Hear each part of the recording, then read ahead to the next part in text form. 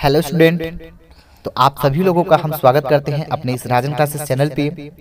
तो यदि आप हमारे इस चैनल पे नए हैं तो प्लीज़ चैनल को सब्सक्राइब कर लीजिए और साथ ही बेल आइकन को ज़रूर दबा लें ताकि आने वाली हर वीडियो की नोटिफिकेशन आपको हमेशा मिलती रहे। हेलो स्टूडेंट, तो आज के इस वीडियो में हम आप सभी लोगों का स्वागत करते हैं अपने इस राजन क्लासेस चैनल पे।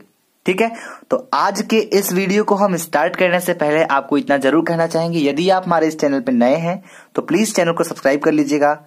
अगर आपको ये वीडियो समझ में आए तो प्लीज वीडियो को लाइक जरूर कर दीजिएगा। ठीक है, चलिए तो फटाफट वीडियो को शेयर कर दीजिए और हम स्टार्ट करते हैं आज के इस बेहतरीन टॉपिक को। तो आज का जो हमारा टॉपिक है वो है आपका ईथर, जो कि बहुत ही इंपॉर्टेंट टॉपिक है। ठीक है, तो कुछ लोगों को ये प्रैक्टिकल टॉपिक भी दिया जाता है, जैसे कि इस पे प्रैक्टिकल भी दे दिया जाता है। कुछ लोग इस पे प्रैक्टिकल भी तैयार करते हैं, जैसे कि एग्जाम के 1-2 महीने पहले जो प्रैक्टिकल होता है कुछ टॉपिक दे दिए जाते हैं, जैसे किसी को क्लोरोफार्म दे दिया जाता है। ठीक है, तो ऐसे से अपने टॉपिक होते हैं। तो हम आज बात करेंगे ईथर को लेकर। तो ईथर को हम आज बेसिक से एकदम समझेंगे। ठीक है, क्योंकि इसके बारे में अगर कोई टॉपिक अगर छूटेगा तो आपको समझ में नहीं आएगा, इसलिए इस वीडियो के पूरा अंत तक जरूर बने रहिएगा। ठीक है, चलिए तो हम बिना देर किए स्टार्ट करते हैं आज के इस ईथर टॉपिक को। तो चलिए, ईथर में हमें पढ़ना क्या है, पहले ये बात होगी हमसे आपसे। ठीक है, तो ईथर में हमें सिर्फ डाई एथिल ईथर पढ़ना है। क्या पढ़ना है? Die ethyl ether. ठीक है, तो डाई एथिल ईथर का जो सूत्र होता है, जो फार्मूला होता है, वो क्या होता है, यानी आज जन्म भी इनका यही होगा और विवाह भी इनका यही होगा। और कैसे होगा आप समझिएगा। ठीक है, तो आज हम इनको बहुत ही जबरदस्त तरीके से क्लियर करने वाले हैं, एकदम स्टार्टिंग से लेकर 0 से हीरो लेवल तक की बात करें तो। ठीक है, तो हम पहले डाई एथिल ईथर का सूत्र लिखेंगे, कैसे इनको पहचानेंगे कि भाई आप हो। तो डाई एथिल ईथर का जो सूत्र होता है, यानी इसका जो अणुसूत्र होता है वो क्या होता है। ठीक है, तो चलिए हम आपको बता देते हैं। तो इसका जो सूत्र होता है ये होता है C2H5 die ethyl. Die ethyl का मतलब दो एथिल, तो एक एथिल तो हो गया। ठीक है, अब यहां पे आपका क्या लगेगा? O लगेगा, फिर C2H5। समझ में आई बात? एक एथिल दो एथिल यानी डाई एथिल। ओ लग गया, ईथर ग्रुप है तो हो जाएगा ईथर। डाई एथिल ईथर, इसका नाम क्लियर हो गया, भूलेगा नहीं। Very good.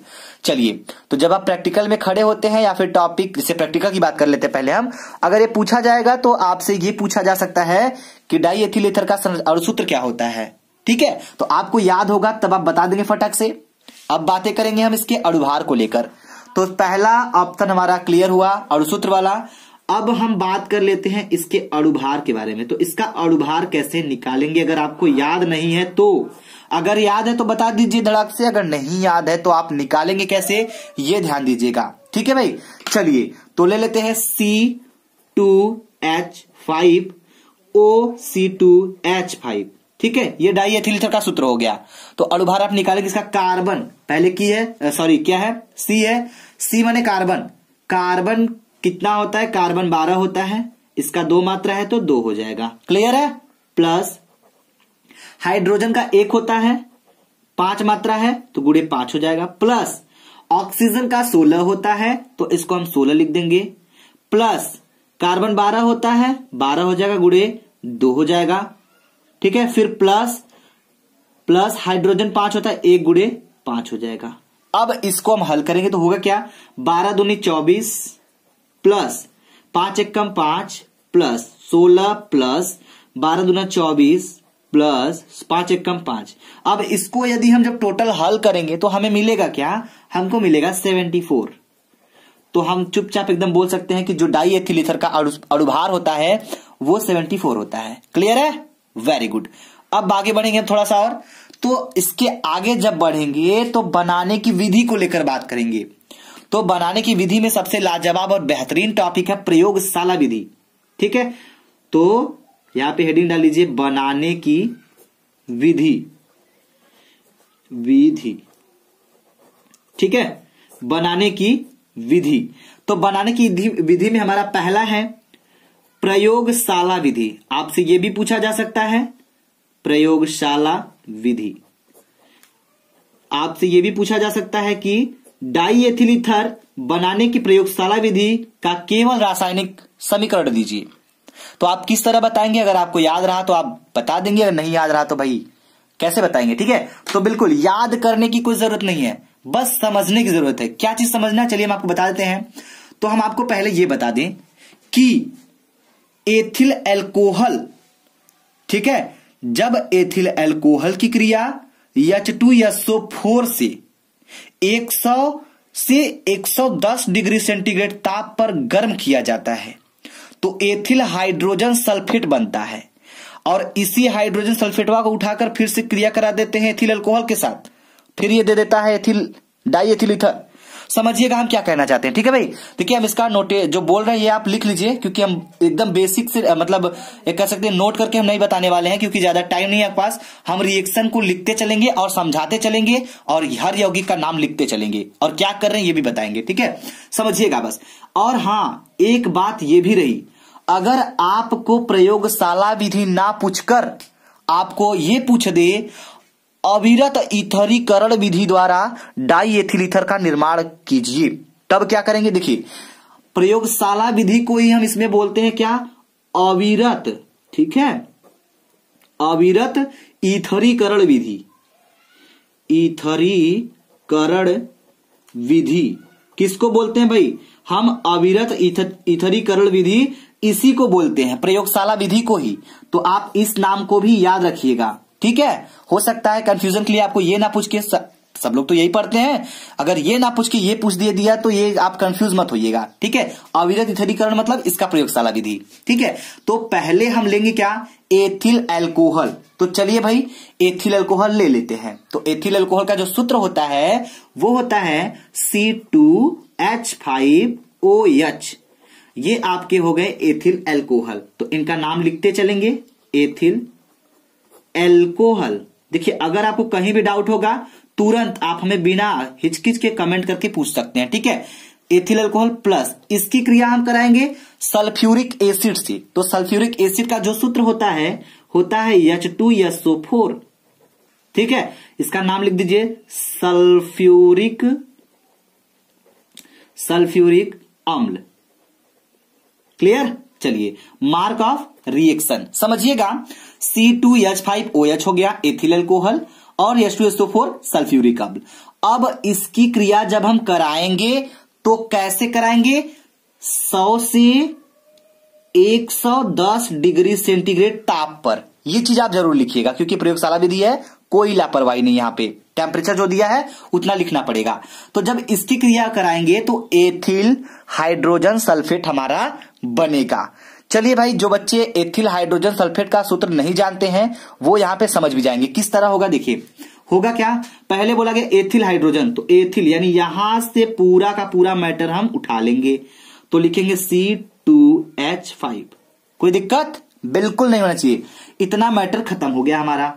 अब ध्यान दीजिएगा, ये जो आपका H दिख रहा है अकेले बैठे हैं, इनको कहेंगे आप अकेले अच्छा नहीं लग रहा है, आप बीच में बैठिए, तो इनको हम यहां पे लिखेंगे, हो जाएंगे भाई साहब बीच में। अब कोई दिक्कत नहीं है, वैसे अकेले बैठे थे इनको बीच में बैठा दिए। C2H5H हो गया, और ये जो SO4 है यहां से इनको उठाएंगे, कहेंगे आप यहां बैठ जाइए SO4। समझिएगा ध्यान से। अब ये हो गया आपका C2H5H SO4। अब यही बन गया आपका क्या?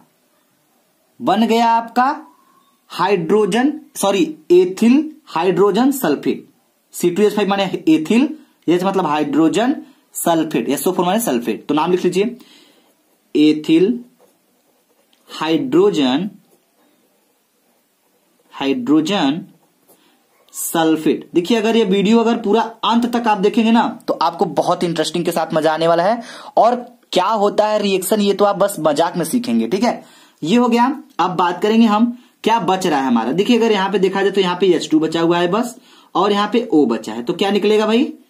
H2O निकल जाएगा, जल यहां से हम बाहर निकाल देंगे, तो ये आपका H2O निकल गया। अब हम एक स्टेप और जाएंगे और हमें डाई एथिल ईथर भाई साहब से हमारा मुलाकात हो जाएगा, ठीक है। तो इनको लेकर जाएंगे, चलिए आप साथ चलिए। तो इनको लेंगे, एथिल हाइड्रोजन सल्फेट को हम यहां लिखेंगे, तो हो जाएगा क्या? सूत्र आपको देख ही रहे हैं। तो हो जाएगा C2H5HSO4। ठीक है, नाम लिखने की कोई जरूरत नहीं क्योंकि हमने नाम यहां पे लिख दिया है। प्लस अब इनकी क्रिया हम फिर किससे कराएंगे, एथिल अल्कोहल से कराएंगे। तो एथिल अल्कोहल का जो सूत्र होता है C2H5, ठीक है, OH, मार्क ऑफ रिएक्शन। अब यहां पे टेम्परेचर भी समझिएगा, यहां पे जो आपका ताप होगा वो होगा 140 डिग्री सेंटीग्रेड। ठीक है, इतना ताप होगा। Ethyl hydrogen sulphate, ethyl alcohol, नाम लिखने की कोई जरूरत है नहीं क्योंकि इतना तो याद होना ही चाहिए आपको। अब इसकी क्रिया जब हम इससे करा दिए वो भी इतने टेम्परेचर पे, तो हमारा डाई एथिल ईथर भाई साहब आ जाएंगे। कहेंगे भाई आप इतने दूर से आए हैं सफर करके, तो आइए हम मुलाकात कर लेते हैं। भाई यहां से चले, यहां से आने मतलब समझ रहे हैं ना।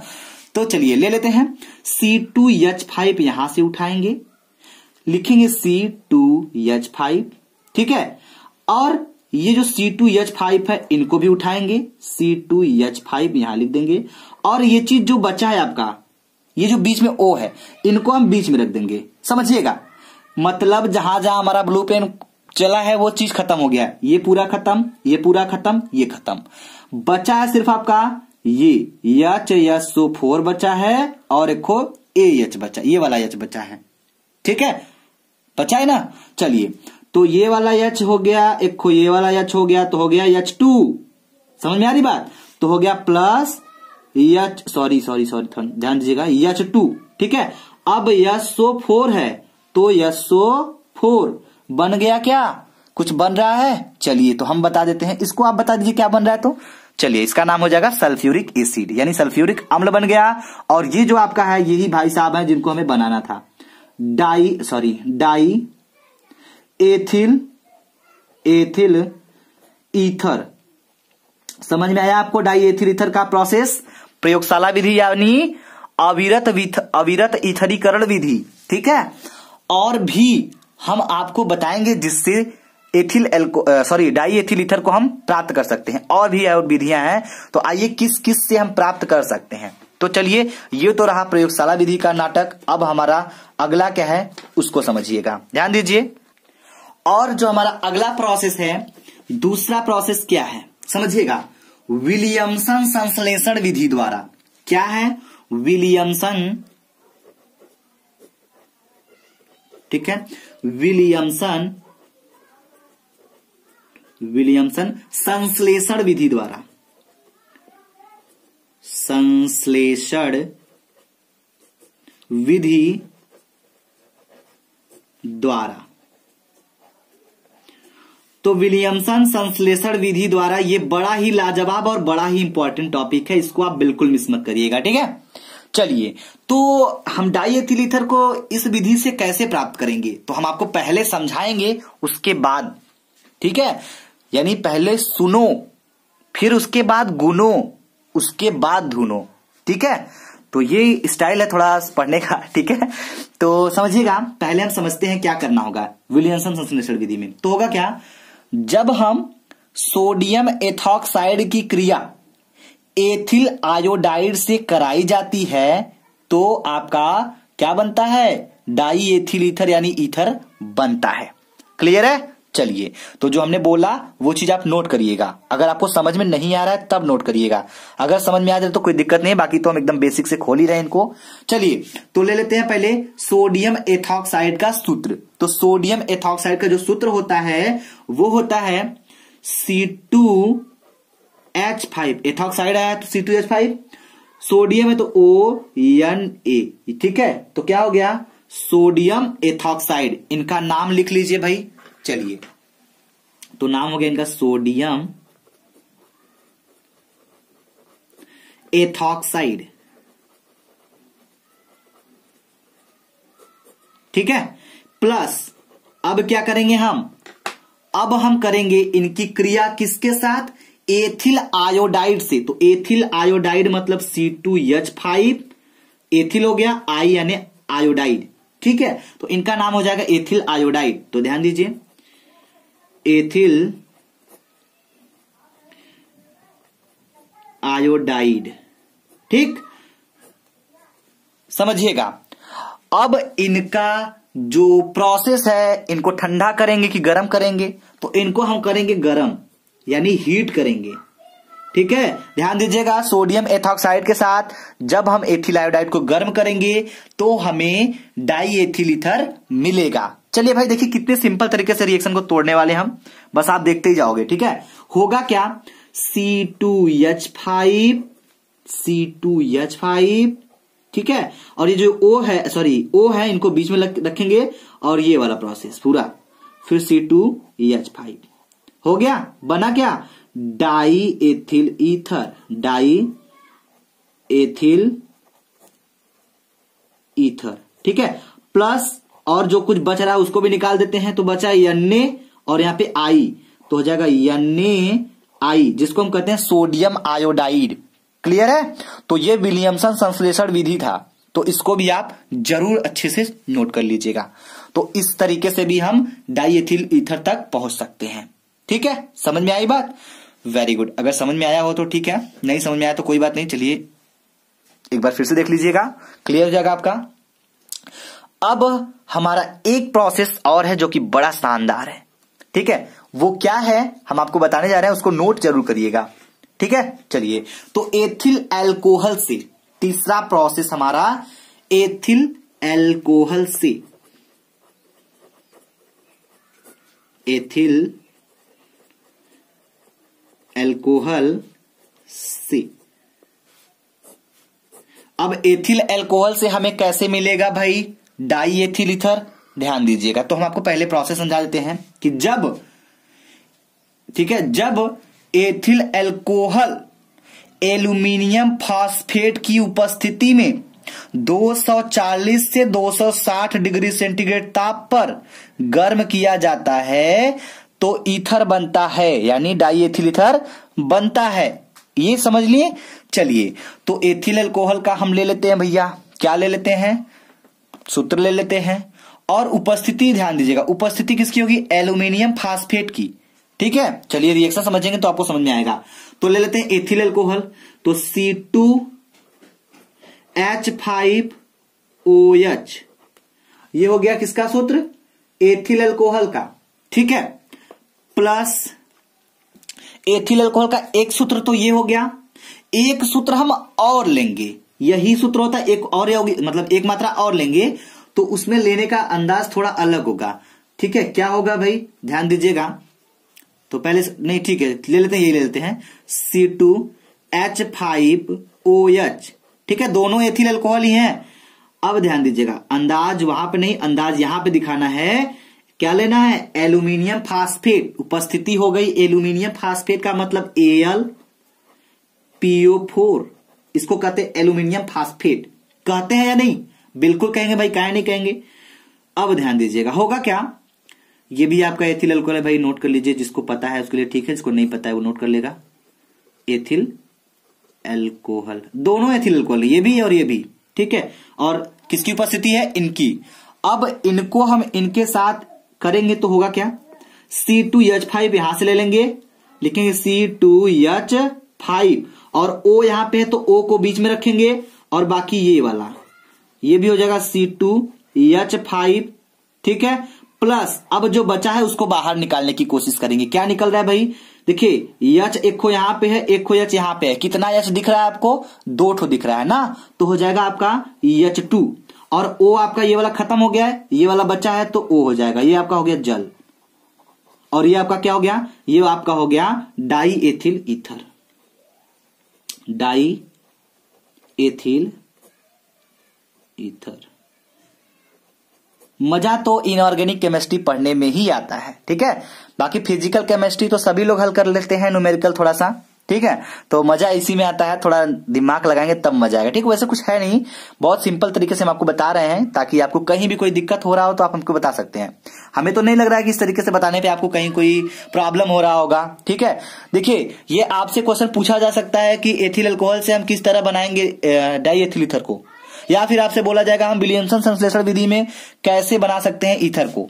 ठीक है, या फिर पूछ सकता है एथिल आयोडाइड से कैसे बनाएंगे। तो बेसिकली जो इंपॉर्टेंट था हमने आपको ये बता दिया, ठीक है। अगर आप प्रैक्टिकल देते हैं तो जरूर इन चीजों को याद करिएगा। हम इसको इस तरीके से बना सकते हैं 3-4 तरीके से। तो हमने अभी तक तो 3 तरीका आपको बता दिया, ठीक है। प्रयोगशाला विधि हो गया, एथिल अल्कोहल से बना दिए, और विलियमसन संश्लेषण विधि द्वारा बता दिए। अब एक को लास्ट है जिसके हम बारे में बताना जरूर चाहेंगे, क्या है, एथिल आयोडाइड से कैसे बनाएंगे, ठीक है भाई। चौथा भी समझ लीजिए, ठीक है, नुकसान नहीं करने वाला है, समझ में आ जाएगा, दिमाग पे बोझ लेने की कोई बात नहीं है, ठीक है। एकदम मस्ती के साथ पढ़िए और मस्ती के साथ समझिए, ठीक है। चलिए, तो एथिल आयोडाइड से,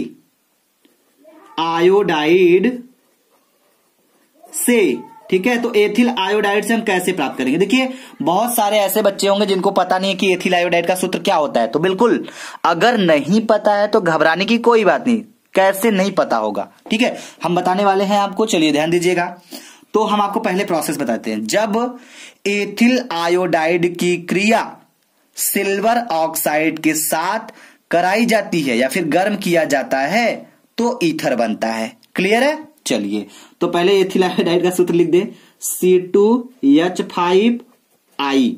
यही होता है आपका एथिल आयोडाइड, ठीक है, ये होता है एथिल आयोडाइड। और सिल्वर ऑक्साइड ले लेंगे। तो समझिएगा, पहले हम एथिल आयोडाइड ले लेते हैं, तो C2H5I, ये आपका हो गया क्या, एथिल आयोडाइड। ध्यान दीजिएगा, एथिल आयोडाइड, ठीक है, ये इसका सूत्र। इसका हम 2 मात्रा ले लेते हैं, ठीक है, 2C2H5I हो गया। प्लस अब क्या करेंगे हम, अब हम यहां पे क्या लेंगे, सिल्वर ऑक्साइड। सिल्वर ऑक्साइड बोले तो क्या, Ag का, ठीक है, Ag मान सिल्वर, Ag2O हो जाएगा। इसी का नाम होता है सिल्वर ऑक्साइड। सिल्वर ऑक्साइड, ठीक है भाई। चलिए, very good. Mark of reaction, अब इनका हम रिएक्शन कराएंगे, वो भी हीट करेंगे ना। तो हीट जब करेंगे हम इनके साथ, तब हमारा डाई एथिल ईथर बनेगा। कैसे बनेगा समझिएगा। होगा क्या, एक्चुअली यहां पे ये जो आपका दिख रहा है Ag कितना है, Ag कितना है, पहले हंसते हंसते बता दीजिए, 2 ठो है ना। तो हम यहां पे लिखेंगे 2Ag। Ag वाला लफड़ा पहले खत्म कर लेते हैं। और पूछे हम आपसे I कितना है, तो आप हंस के बोलेंगे 2 ठो है। कैसे भाई, आगे बाबू साहब खड़े हैं, ठीक है, 2 खड़े हैं ना, तो ये I को 2 तरीके से लेकर खड़े हैं, तो 2I हो जाएगा। तो हम यहाँ पे अगर I लगा दें तो 2 आगे लगा हुआ है, 2I भी निकल जाएगा, 2Ag भी निकल जाएगा, ठीक है। तो बाकी हमारा ये चला गया और ये चला गया, प्लस अब क्या हो जाएगा, अब बचा है सिर्फ आपका एक ही चीज, 2 ठो एथिल अल्कोहल बचा है, सॉरी एथिल बचा है, यानी 2C2H5 कितना बचा है, 2 ठो, 2 लगा है ना, तो 2 ठो है तो एक खो ऐसे लिखेंगे, C2H5 एक खो हो गया। फिर एक खो जो O बचा है, इसको बीच में रखने के बाद एक खो लगा देंगे। समझ में आया। और इस तरीके से जो आपका ये यौगिक बन के आएगा, इसी का नाम हो जाएगा डाई एथिल ईथर। समझ में आ गया आपको। चलिए नाम लिख लीजिए, इसका नाम हो जाएगा ईथर, इसको ईथर लिख देते हैं। उम्मीद करेंगे कि हमारे द्वारा ये बताए गए 4 प्रोसेस में आया होगा, ठीक है। तो अगर आपको ये समझ में आया तो प्लीज हमें कमेंट बॉक्स में कमेंट करके जरूर बताइएगा। हम इसका भाग 2 भी लेंगे, लेकिन आप हमें कमेंट बॉक्स में कमेंट करके जरूर बताइएगा, ठीक है, ताकि उसमें हम इसके जो इंपॉर्टेंट करके जो केमिकल प्रॉपर्टीज होते हैं उनको भी हम इसी में लाके तोड़ेंगे थोड़ा सा, ठीक है। तो भाग 2 का हमें भाग 2 को लाने के लिए हमें आपके कमेंट का इंतजार रहेगा, ठीक है। तो बिल्कुल आप कमेंट करके हमको बताइएगा, ताकि हम इसका भाग 2 आपको तुरंत दे सकें। Thank you very much. जय हिंद, जय भारत। और जाते जाते यदि जो हमारे चैनल को सब्सक्राइब नहीं किए हैं वो चैनल को सब्सक्राइब जरूर कर देंगे और फटाफट वीडियो को शेयर भी कर दीजिएगा, ठीक है।